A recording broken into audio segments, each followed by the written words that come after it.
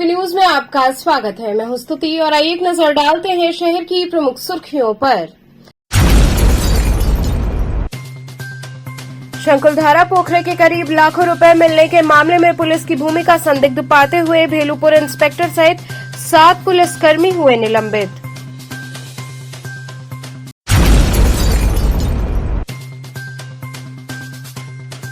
भेलूपुर थाना के शिवाला घाट पर गंगा स्नान के दौरान गहरे पानी में जाने से बेंगलुरु निवासी व्यक्ति की हुई मौत।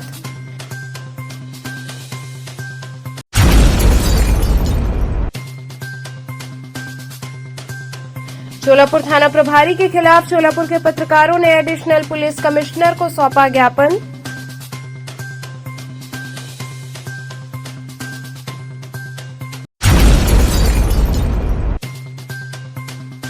और प्राइवेट स्कूल एसोसिएशन द्वारा अपनी मांगों को लेकर सौंपा गया ज्ञापन।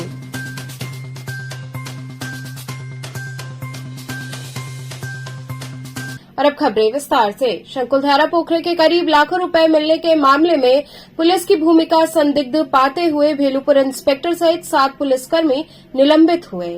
पिछले दिनों भेलूपुर थाना क्षेत्र के शंकुलधारा पोखरे के पास लावारिस कार में मिले करीब 93 लाख रुपए के मामले में अपर पुलिस आयुक्त संतोष सिंह का बयान सामने आया है। संतोष सिंह ने बताया कि 29 मई की रात को भेलूपुर इंस्पेक्टर को सूचना मिली थी, जिसमें बैजनत्था क्षेत्र के एक घर में आर्थिक लेन देन को लेकर कुछ पक्षों में मारपीट, बवाल और छीना झपटी हो रही थी। मौके पर पहुंचे भेलूपुर तत्कालीन इंस्पेक्टर, उनके साथ 3 दरोगा और 3 कांस्टेबल समेत कुल 7 लोग गए थे। इसमें कथित रूप से 2 दिन बाद करीब 93 लाख रुपए की रिकवरी एक लावारिस कार से हुई। पुलिस की छानबीन में पता चला कि ये पैसे गुजरात के एक व्यापारी का है। उनसे संपर्क कर तहरीर ली गई। तहरीर में डकैती का मुकदमा एक नामजद और अन्य 12 अज्ञात के खिलाफ दर्ज किया गया। इस पूरे मामले की जांच डीसीपी काशी जोन को दी गई थी। प्रारंभिक जांच में पुलिस की भूमिका संदिग्ध पाते हुए इंस्पेक्टर, 3 दरोगा समेत 7 पुलिसकर्मियों को निलंबित कर दिया गया।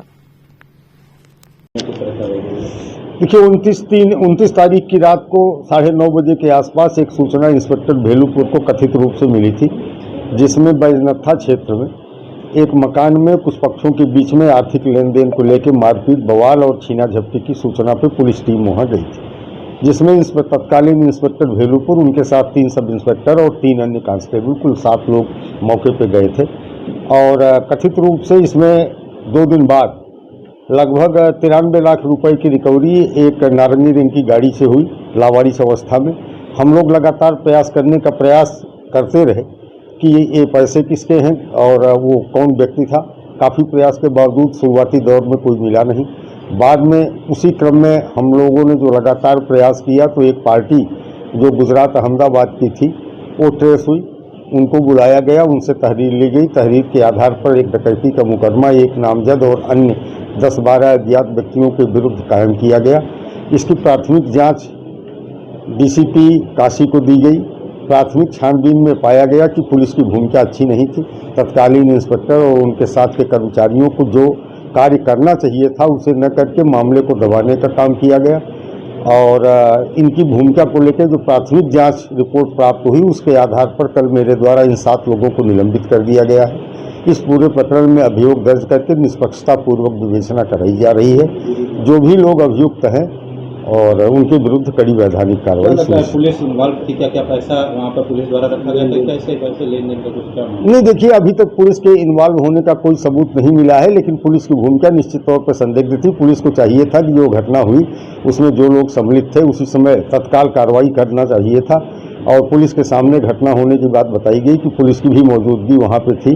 पुलिस ने संभवतः ये समझा रहा होगा कि आपस में लेन देन का मारपीट का विवाद है, लेकिन जो भी था उसको जिस तरह से हैंडल करना चाहिए था वो नहीं किया गया। पुलिस की टोटल इमेज इससे प्रभावित हुई और थाना प्रभारी और उनके साथ के कर्मचारियों की भूमिका संदिग्ध पाई गई है।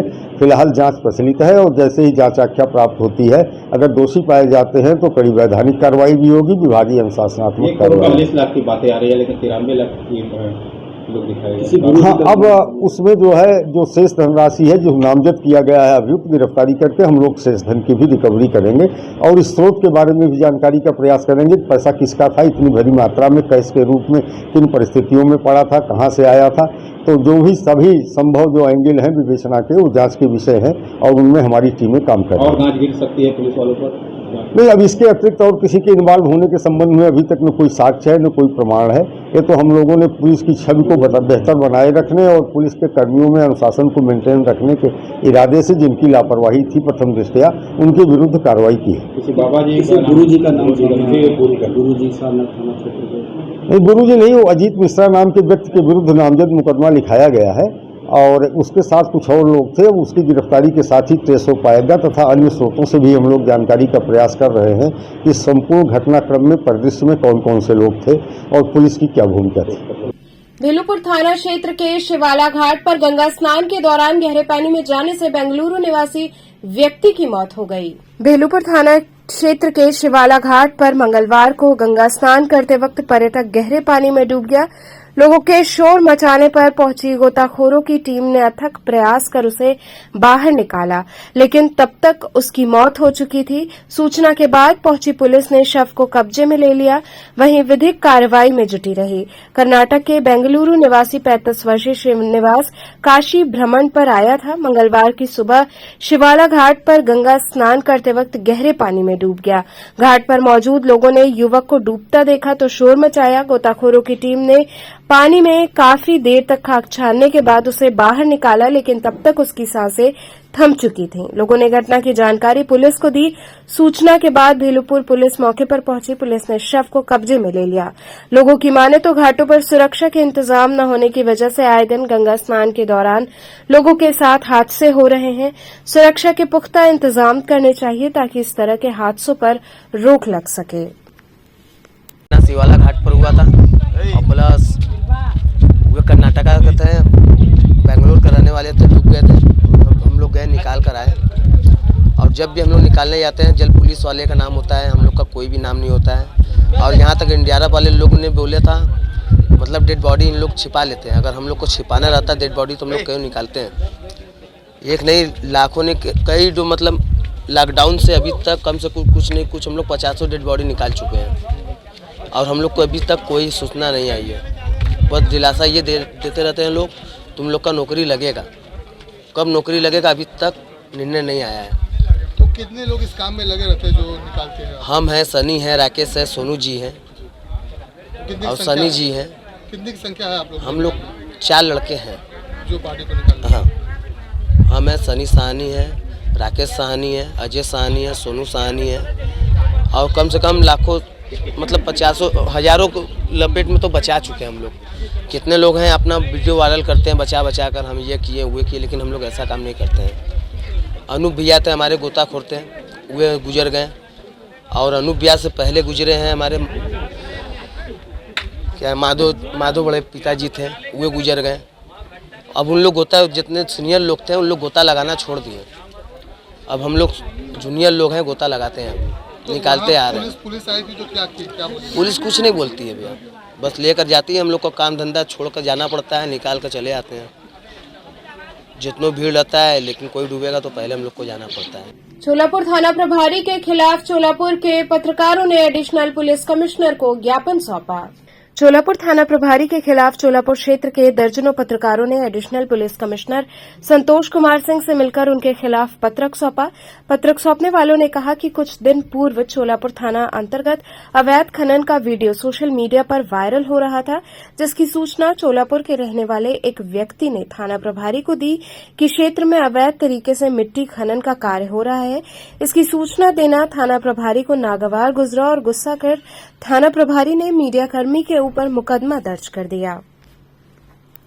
किस तरह से आज मुकदमा आपके ऊपर चोलापुर थाने द्वारा लिखा गया? क्या हमको कल अपने कुछ मित्रों के माध्यम से पता चला कि आपके ऊपर एक मुकदमा दर्ज हो गया है 504, 506, 406 का चोलापुर थानाध्यक्ष द्वारा पल्लवी भावना के कारण किया गया।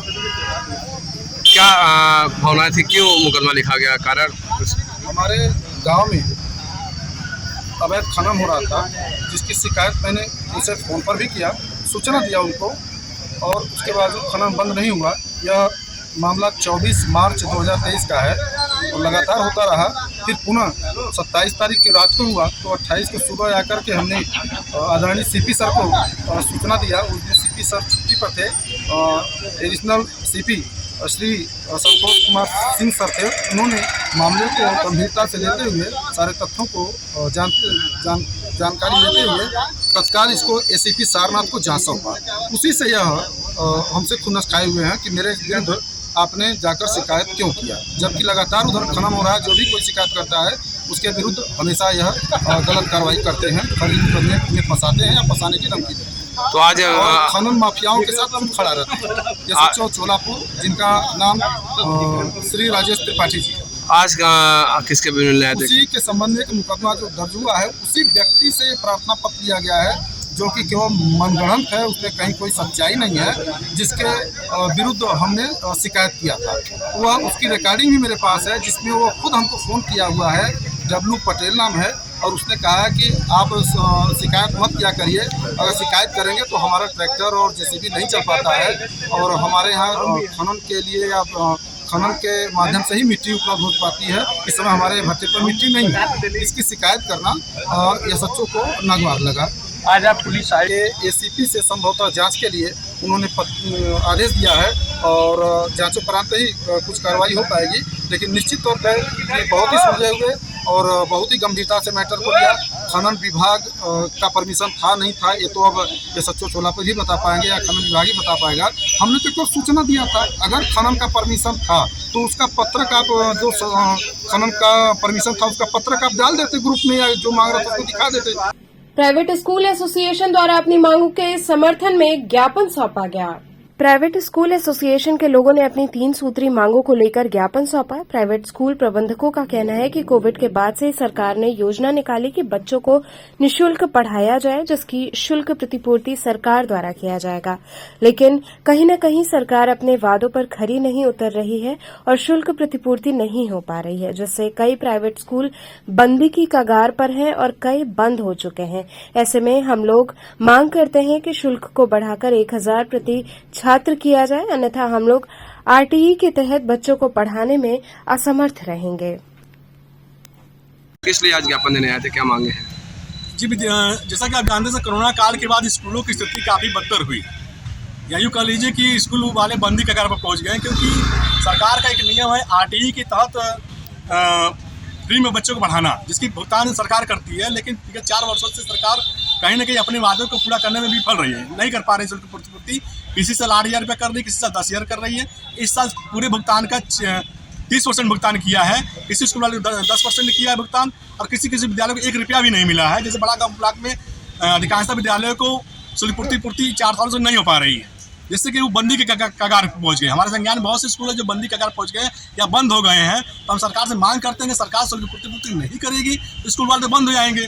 क्योंकि सर्व शिक्षा अभियान को कहीं ना कहीं स्कूल वाले ही पूरा करते हैं, और सरकार के बच्चों देश के भविष्य को नींव तैयार करते हैं। कितने स्कूल इसमें है वंचित? ऐसे क्या सर?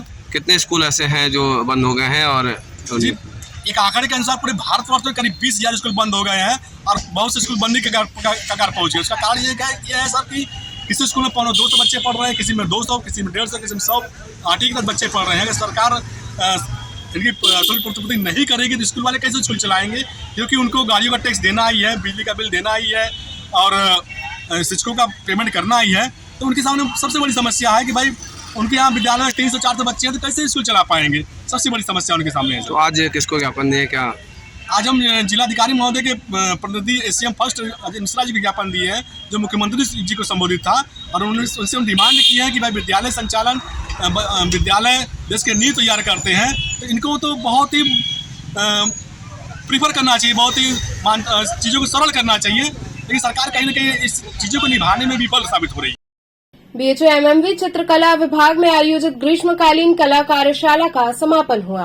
काशी हिंदू विश्वविद्यालय के महिला महाविद्यालय चित्रकला विभाग में राज्य ललित कला अकादमी और चित्रकला विभाग महिला महाविद्यालय के सौजन्य से ग्रीष्मकालीन कला कार्यशाला के समापन समारोह का आयोजन हुआ। समापन के साथ ही इस कार्यशाला में बनाई गई चित्रों की 3 दिवसीय प्रदर्शनी का शुभारंभ हुआ। कार्यक्रम में बतौर मुख्य अतिथि प्रोफेसर दीप्ति प्रकाश मोदी, डीन दृश्यकला संकाय बीएचयू एवं विशिष्ट अतिथि के रूप में प्रख्यात कलाकार डॉ सुनील कुमार विश्वकर्मा, विभागाध्यक्ष चित्रकला विभाग महात्मा गांधी काशी विद्यापीठ की उपस्थिति रही। कार्यक्रम के दौरान प्रोफेसर मोहती ने चित्रों को सराहा और महाविद्यालय के पेंटिंग विभाग के 3 साल के बीए प्रोग्राम को 4 वर्षीय बीएफए में बदलने का सुझाव दिया और कहा कि जल्द ही इसे बीएफए में बदलने पर कार्य किया जा रहा है।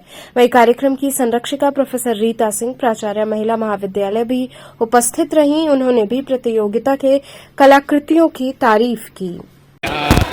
प्रदर्शनी के उद्घाटन के लिए आया हूँ और यहाँ राज्य ललित कला अकादमी उत्तर प्रदेश के द्वारा ये चित्रकला प्रदर्शनी यहाँ हो रहा है। इसमें बच्चे भी हैं और यहाँ पढ़ते हुए बच्चे भी हैं, बाहर से भी बच्चे इसमें भागीदारी लिए हैं और काफ़ी सुंदर काम इसमें जल रंग है, एक्रिलिक कलर का भी है कैनवस पर और काफ़ी लोग इसको देख के उनको खुशी मिल रहा है कि ये से भी हो सकता है क्या। लगता है कहीं कहीं पर अभी मैं कुछ कमेंट सुना कि कुछ लोग कह रहे हैं कि ये क्या हाथ से बना हुआ, कि हाँ हाथ से ही बना है। धीरे धीरे लोग यहाँ का जो कला विभाग है काफ़ी आगे बढ़ रहा है। यहाँ जो टीचर और भी हैं वो सब अच्छे काम करने वाले हैं। यहाँ रुकेंगे एक छोटे से ब्रेक के लिए। आप बने रहिए केटीवी के साथ।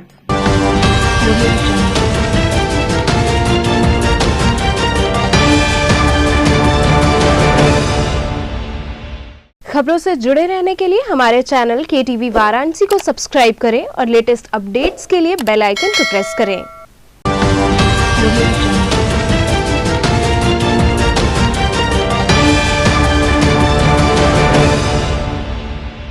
ब्रेक के बाद आपका स्वागत है। केंद्रीय ब्राह्मण महासभा के शपथ ग्रहण समारोह में पदाधिकारियों को शपथ दिलाई गई।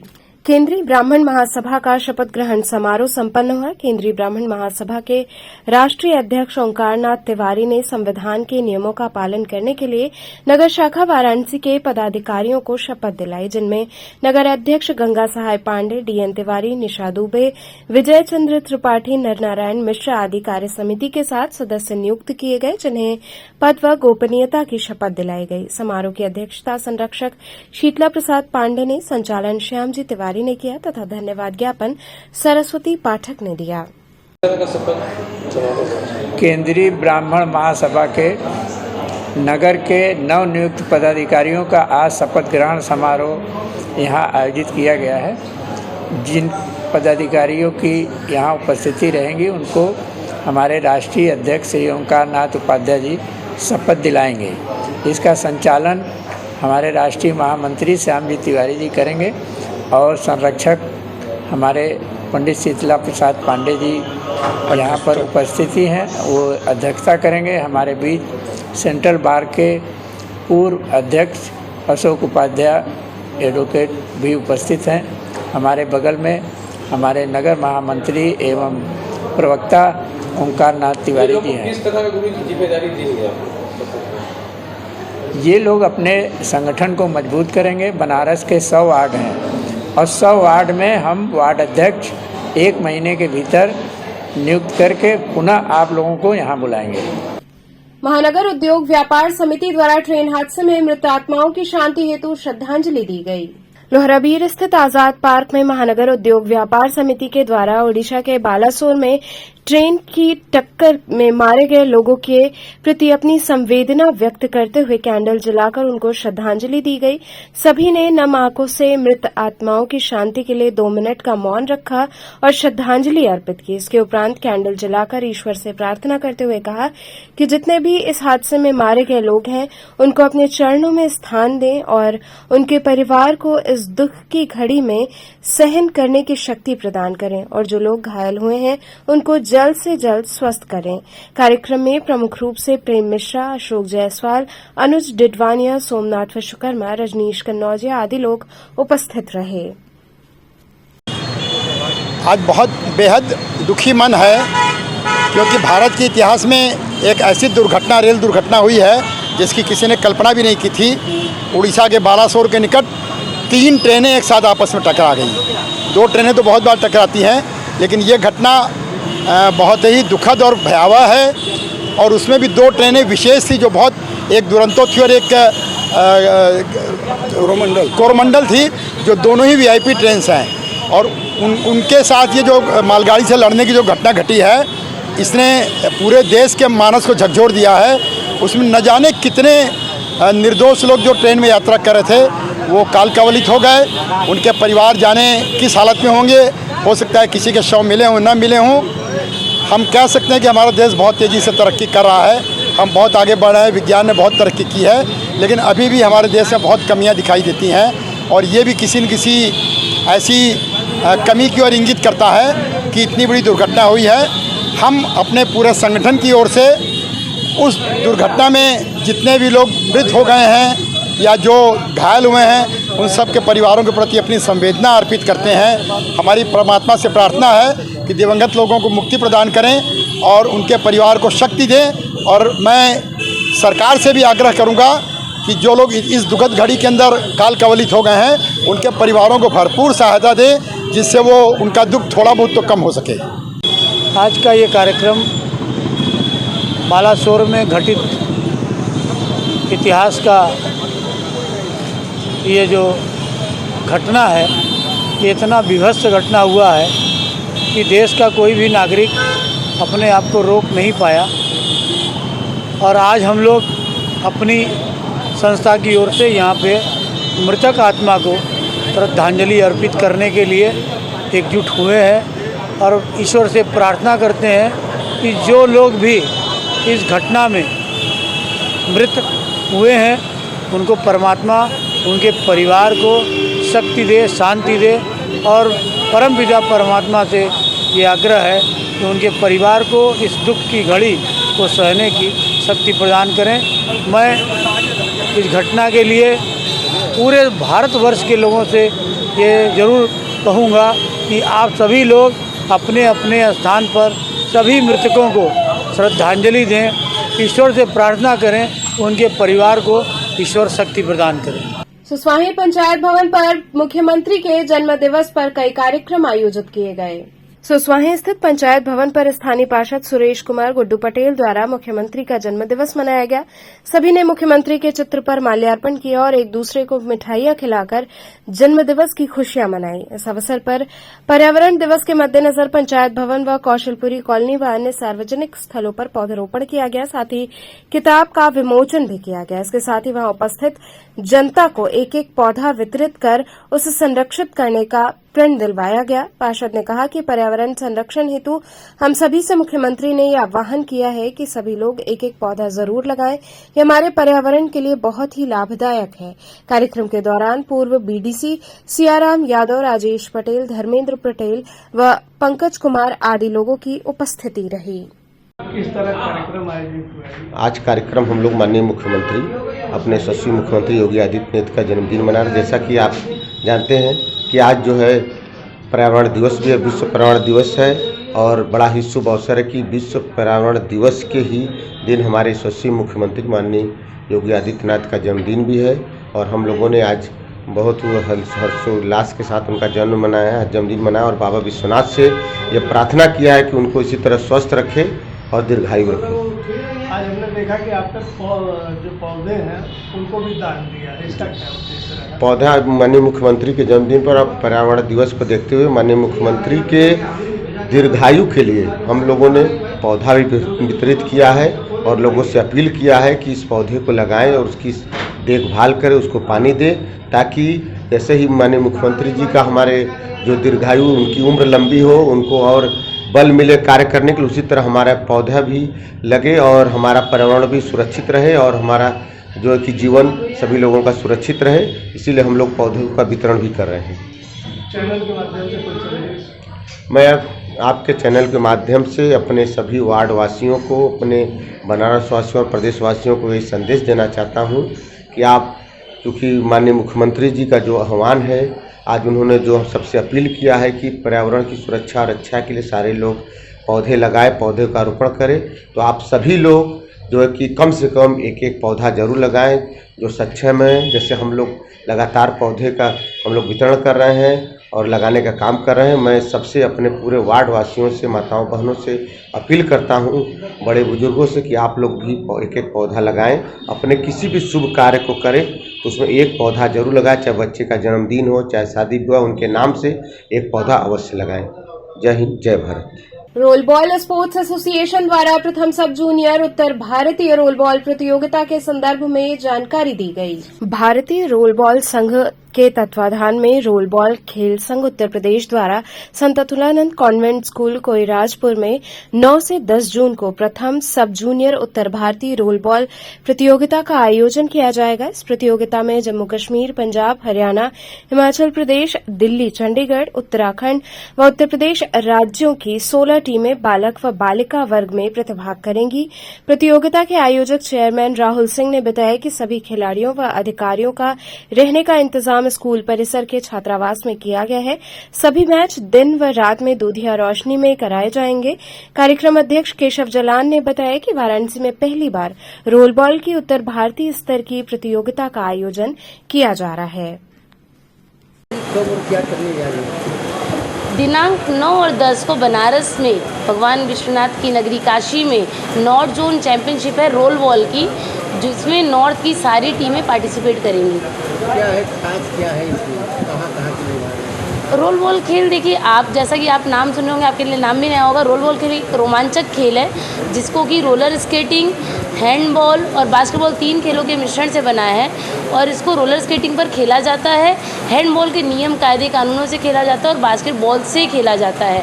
इसमें जम्मू कश्मीर, लद्दाख, हरियाणा, पंजाब, उत्तराखंड, चंडीगढ़ और दिल्ली और उत्तर प्रदेश 9 राज्यों की टीमें प्रतिभाग करेंगी, जिसमें बालक और बालिका दोनों वर्गों के खेल 9 और 10 तारीख को संत अतुलानंद कोइराजपुर में होना है। क्या नाम मिलेगा इसके?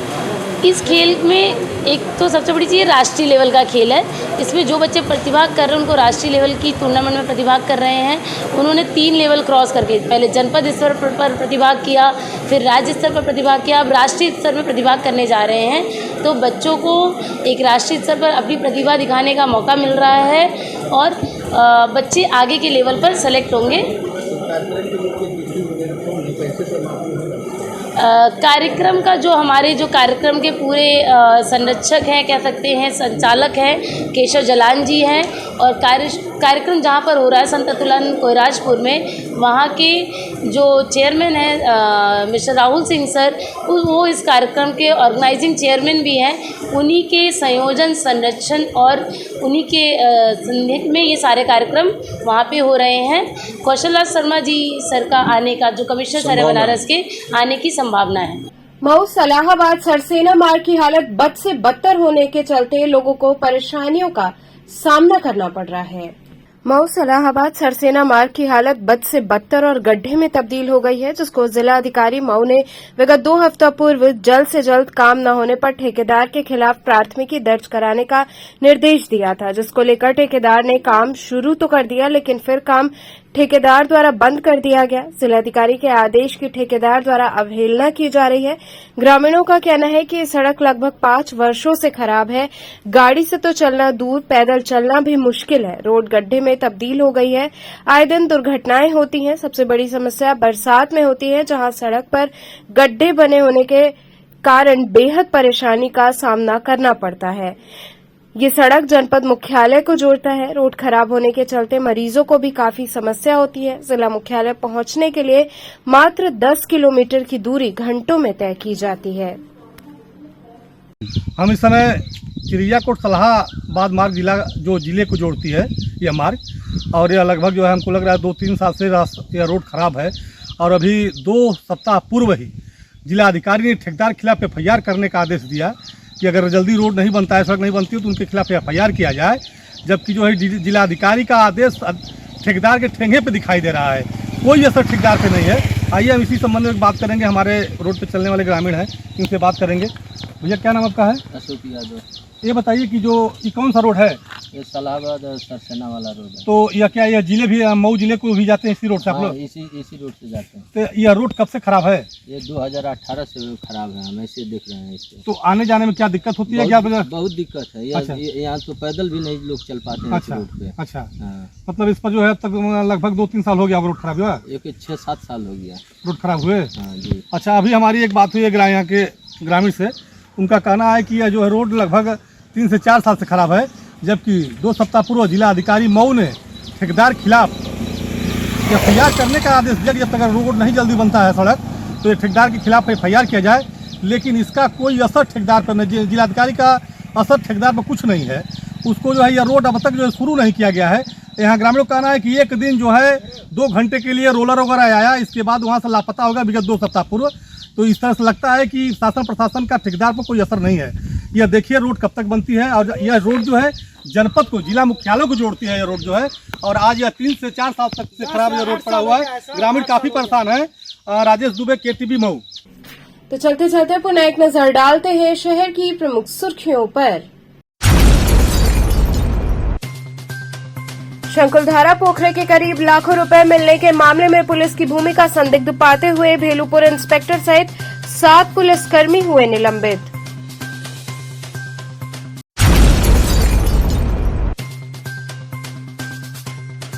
भेलूपुर थाना के शिवाला घाट पर गंगा स्नान के दौरान गहरे पानी में जाने से बेंगलुरु निवासी व्यक्ति की हुई मौत।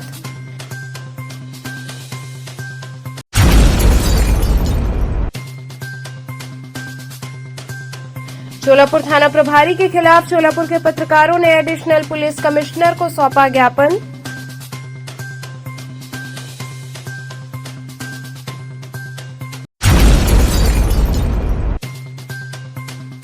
और प्राइवेट स्कूल एसोसिएशन द्वारा अपनी मांगों को लेकर सौंपा गया ज्ञापन।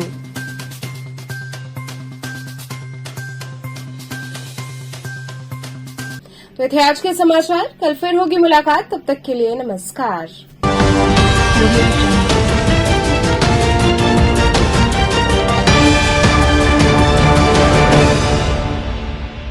खबरों से जुड़े रहने के लिए हमारे चैनल KTV वाराणसी को सब्सक्राइब करें और लेटेस्ट अपडेट्स के लिए बेल आइकन को प्रेस करें।